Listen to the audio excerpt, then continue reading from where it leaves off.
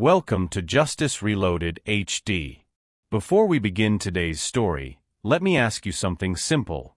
Do you remember the first time someone tied an apron for you? Maybe it was a parent, a grandparent, or a kind teacher. It seemed like such a small thing, didn't it? But for a child, it can be the moment they first feel important.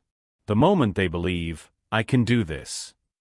If you believe that real kindness often comes in the smallest gestures, go ahead and tap that like button, and subscribe to Justice Reloaded HD. Every week, we bring you a healing story you won't forget. And today's story is one of them. Let's begin. It was a warm Saturday morning in Madison, Wisconsin, and the sunlight poured through the wide windows of Sunny Spoon Cafe, a cozy diner that, every weekend, turned part of its floor into a playful cooking corner for kids. Aprons hung like little flags along the wall. Plastic mixing bowls, wooden spoons, and colorful cutting boards lined a low table. The smell of fresh-baked muffins filled the air, mixed with the soft murmur of children laughing and flour dusting the tips of their noses. At a corner booth, a tall man in a tailored suit sat stiffly, glancing at his watch every few minutes.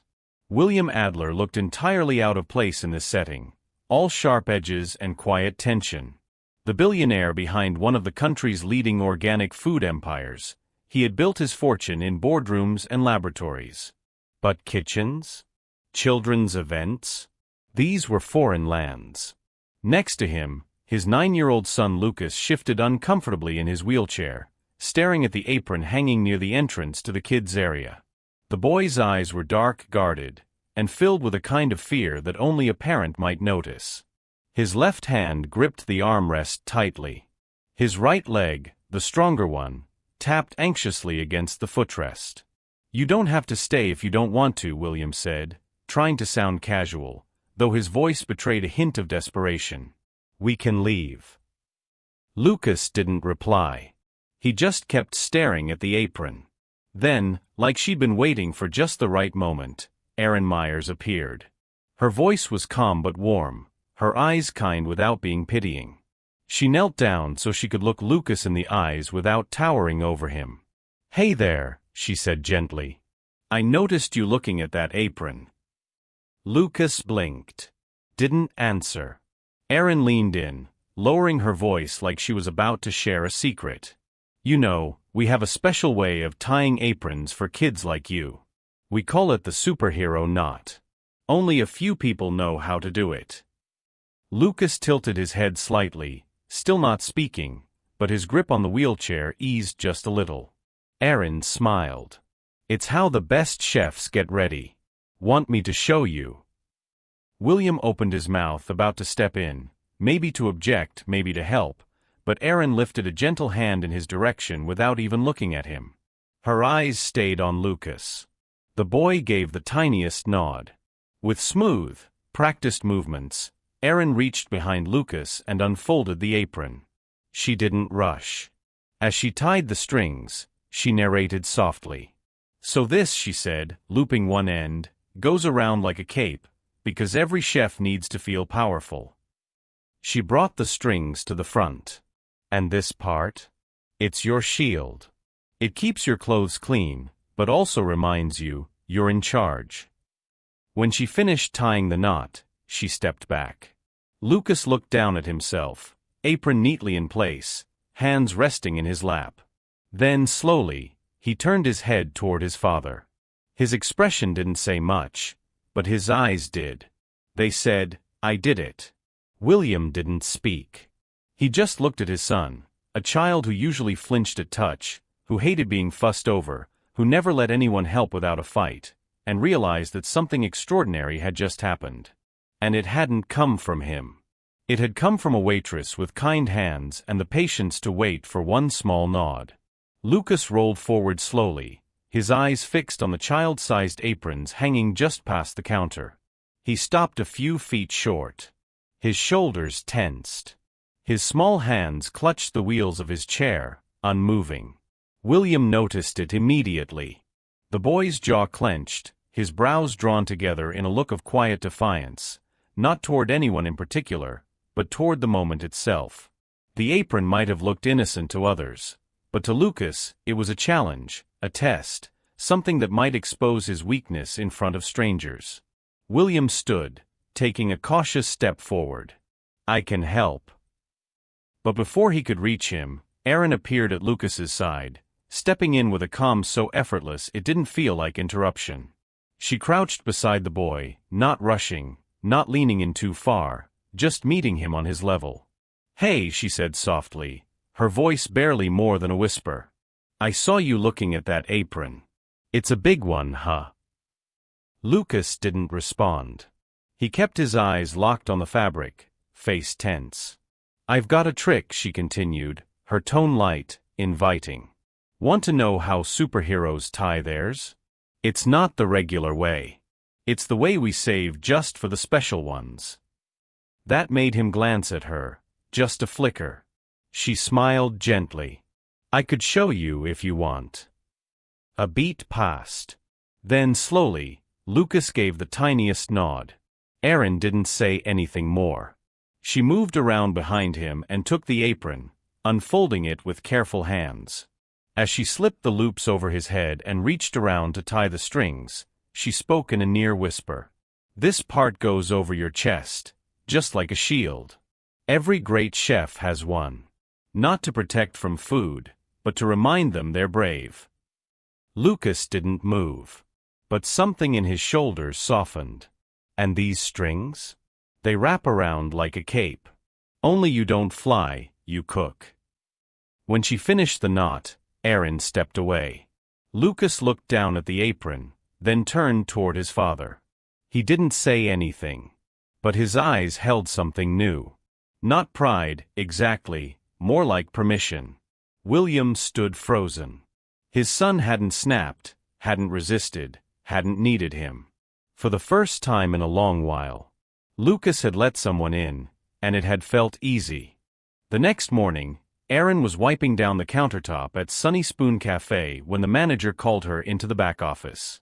She expected a scheduling update or maybe a shift change, nothing unusual. But as she stepped inside and saw the envelope on the desk with her name printed in elegant handwriting, something in her chest tightened. "This came in first thing," the manager said, raising an eyebrow. "By courier." Erin picked it up slowly. The envelope was thick, crisp, and carried the scent of something expensive, leather or cologne, maybe both. She opened it, careful not to tear the flap, and unfolded a single sheet of heavy cream paper. "Ms. Myers, I would like to extend an offer to have you work with my son Lucas on a private basis. He responds to you in a way I have not seen before. Would you consider coming to our home on weekends to continue what you started? Compensation will be generous. William Adler." She read it twice, then a third time, standing in the quiet hum of the office, the muffled clatter of morning dishes faint in the background. Her heart pounded. She didn't know what shocked her more, the fact that a billionaire had written her directly, or the fact that his letter didn't mention cooking skills, credentials, or background checks. It only said, "Continue what you started." Erin sat down slowly. She wasn't sure what to feel. Gratitude? Hesitation? It was flattering, yes. And the money, whatever generous meant, would almost certainly be more than her entire monthly paycheck. But that wasn't what stuck with her. What stuck was the way Lucas had looked at her the day before. The weight of it. She tucked the letter back into the envelope, unsure of what to do next. Later that evening, after the cafe had closed and she was stacking chairs with a tired sigh, she noticed something tucked inside her locker. A small cardboard box. No wrapping, no ribbon. Just a box, and a folded slip of notebook paper sitting on top. She opened the paper first. "You made me tie my apron. You made me feel like a real chef. Can you come to my house and help me again? Lucas." Beneath the note, in the box, was a crayon drawing, simple lines and big colors. It showed a boy in a wheelchair, wearing a red apron, standing next to a woman with curly hair and a gentle smile. They were both in a kitchen, surrounded by giant vegetables with smiling faces. In the corner, in shaky handwriting, it read, "My kitchen team."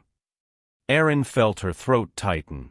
She wasn't crying, not exactly, but she had to sit down for a minute, pressing the paper to her chest like it might float away if she let go. It wasn't about the money. It wasn't about working for a billionaire. It was about the fact that someone, a child who had every reason to stop trusting the world, had looked at her and seen something worth believing in. And for the first time in a long time, Erin felt like more than a waitress. She felt like someone who could help stitch the pieces of confidence back into a child, one apron knot at a time. She wiped her eyes, then smiled. "Okay, kid," she whispered. "Let's get to work." Every Saturday morning, just as the sun began to spill over the trees lining Lake Mendota, Erin pulled up to the Adler estate. The towering gates opened slowly, silently, revealing the long gravel path that led to a modern yet strangely quiet home. It didn't feel like the house of a child. No scattered toys, no backyard swing set, no chalk on the driveway. Just order and silence. That began to change. Each week, Erin brought a new ingredient, a new story, and a new game. She called it Mini Chef School, and from the very first session, Lucas showed up early, sometimes even before she had unpacked her supplies. She never treated it like therapy, never called it a lesson. She made it an adventure. "Today," she'd say with a grin, "we're picking ingredients by color only. You have to pick 3 green things, but no touching, just with your eyes."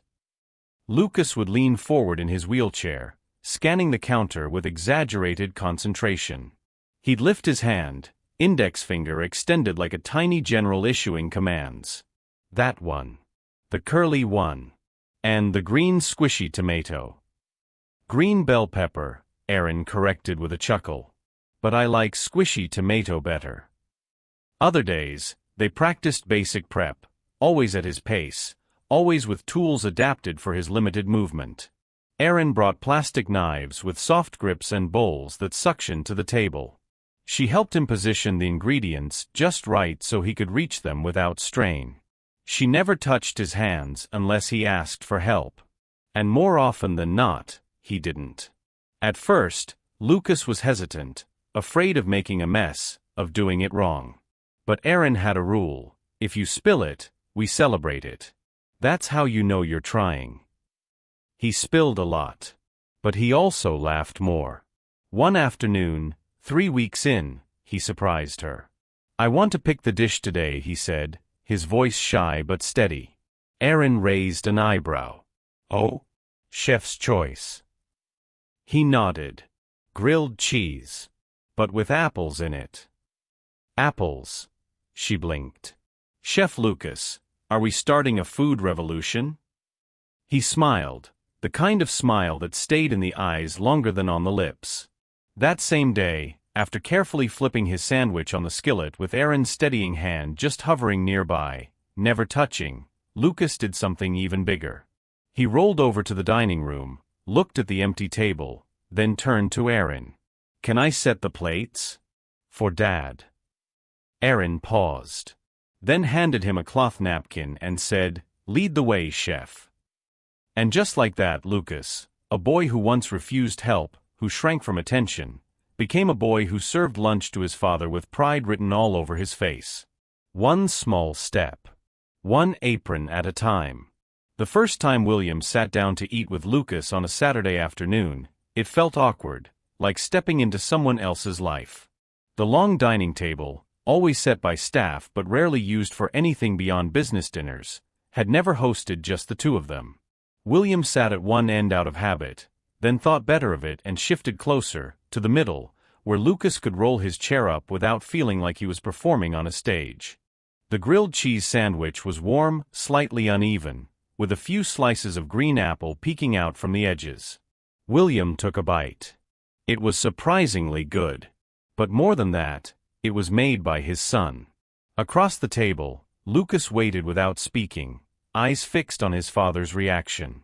William looked at him, then down at the sandwich, then back at him again. "This is," he cleared his throat, "innovative."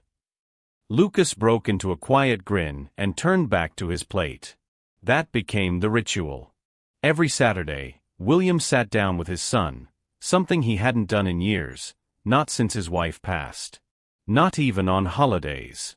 Work had always come first, and grief had made the silence unbearable. But now, there was something about these small meals, prepared with such care, that made the silence feel less heavy. Sometimes they talked. Sometimes they didn't. But they were there, together. At the next board meeting of Alder Organics, William seemed more relaxed than usual. The tension in his shoulders had softened, the lines around his eyes not quite so sharp. But during a coffee break, one of the older board members, a man who prided himself on polished appearances, leaned over with a smirk. "So," he said under his breath, "I hear you've got a waitress teaching your son to cook now?" William didn't look up from his notes. "That's correct." The man chuckled. Interesting choice. Not the usual route for a boy of his background. William finally looked up, his voice calm, but unmistakably firm. "She's not teaching him to cook." There was a pause. The board member blinked. "She's teaching him what it feels like to be in control," William said. "To feel capable. And to believe he can do something for himself. That's more valuable than any chef diploma." He stood, leaving the man speechless in his tailored suit, holding a half-empty cup of organic espresso. Back home, Lucas was probably in the kitchen, laying out ingredients for next weekend's plan. And Erin? She'd be waiting with a new apron and a new story. William smiled slightly. For the first time in a long while, he no longer felt like he was managing his son's condition. He felt like he was witnessing his son's growth. It started with a ping. William was in his office, reviewing quarterly reports, when his phone buzzed with a notification from one of the media monitoring services his team used to track mentions of the Adler name. He almost ignored it. Another press release, another headline about organic food trends, most likely.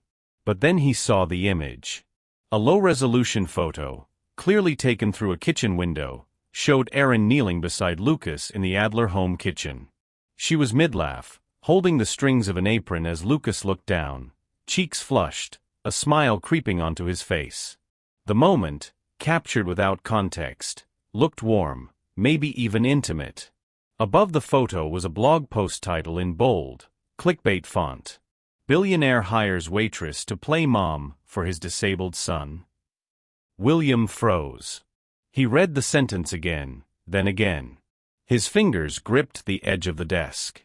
The post continued with baseless speculation, painting Erin as a social climber, suggesting she had found her way into the Adler home through calculated charm, even hinting at an emotional affair with William himself.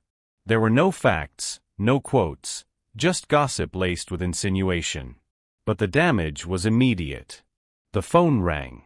Then again. Texts poured in, from acquaintances, business partners, even his sister in Vermont who rarely called unless someone had died. He shut the laptop, stood, and paced. He didn't call Erin. He didn't ask for her side. Instead, he did what he always did when cornered. He shut the door and cut the cord. By that evening, Erin received a formal message through the Adler legal office. It was polite, but cold. "Ms. Myers, due to unforeseen complications, we will no longer require your services at this time. We appreciate your contributions and wish you the best. Office of William Adler." No explanation. No phone call. Just silence. Erin read the message twice, sitting on the edge of her small couch in her apartment above the corner bookstore. Outside, the streetlight flickered. Inside, her hands trembled slightly as she set the phone down. She wasn't angry. Not right away. Just numb. She hadn't done anything wrong. There had been no cameras, no interviews, no oversharing. Just her, Lucas, and a kitchen full of quiet victories. But somehow, someone had been watching, and twisted something sacred into something scandalous. She thought of Lucas, how carefully he'd learned to crack an egg with one hand, how proud he was when he flipped his first pancake. She thought of how he had looked at her, like she was the only person in the room who saw him not as a fragile boy in a wheelchair, but as a chef in training. And now, it was all gone. William hadn't even asked. Not a word. Erin stood slowly and walked to the cupboard, where the small red apron still hung on a hook. She took it down, folded it neatly, and placed it into a brown paper bag. Then she sat at the kitchen table and tore a page from her notepad. In simple handwriting, she wrote, "I never wanted to replace anyone. I only wanted him to know he could tie things together with his own hands." She sealed the bag and addressed it to the Adler estate. Then, without tears or bitterness, she slipped on her jacket and stepped out into the night, the silence somehow heavier than before. The next morning, a plain brown envelope arrived at the Adler estate, hand-delivered by courier, addressed simply to Lucas.